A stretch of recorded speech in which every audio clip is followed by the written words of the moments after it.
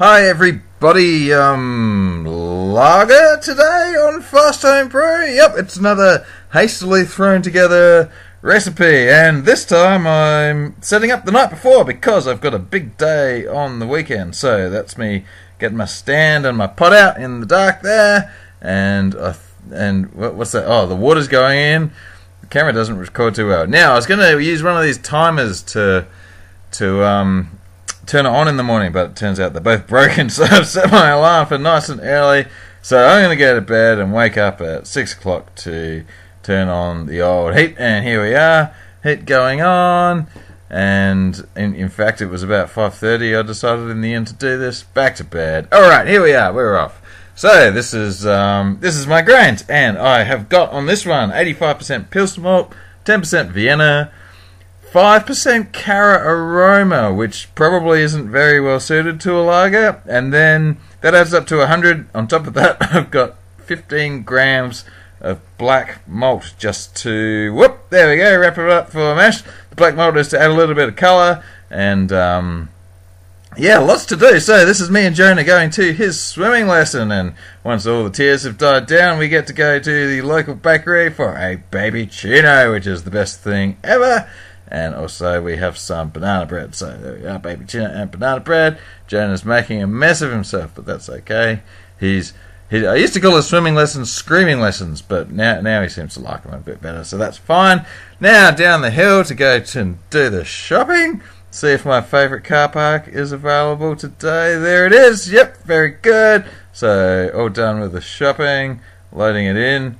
That's the groceries for another week.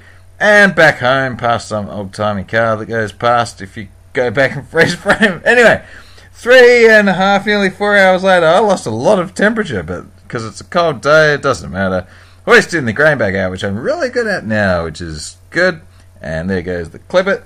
So clip, and then heat, and then, sparge. Really liking this sparge, getting good efficiency now. And squeeze, and pour. And now we just wait for the boil. So while we do that, I usually get my hops ready. This is some SARS. I forgot to turn the camera on. That's Magnum, so I got leftover SARS and Magnum to bring it up to about 25 IBUs. Now just waiting for the boil, watching the NBA draft. Wonder if the Pelicans get anyone good. Oh, it's boiling. So set the timer for an hour, and that goes. That's my Magnum going in, as I said, 25 IBUs. And with 12 minutes to go, I forgot to put my whirl flock in. So that's supposed to go in at 15 minutes to go. There's some yeast nutrient as well. This is the SARS. It was just some leftover. It's about a gram a litre, 25 grams into 27 litres. Time is done.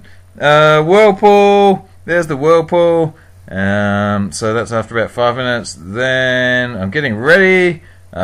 Getting rid of that little bit of sample, but this is my actual sample, and it's a pretty ambery colour that we got going there on this one. So I guess the black malt did its trick.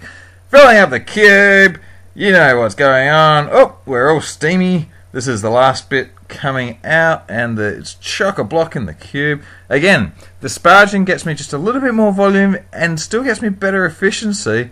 I'm really liking that. Anyway. Okay, so obviously the sample's far too hot, but it turned out 1.042, which is what I was after, a little bit lighter than usual. There it is, there's the temperature. This is my W34/70 yeast, and we're all done. So, thanks for watching the video. Hey, why don't you tell me, what's your favourite saying? Wubba lubba dub dub, or ding dong doodly doodly doo? Thanks for watching, bye!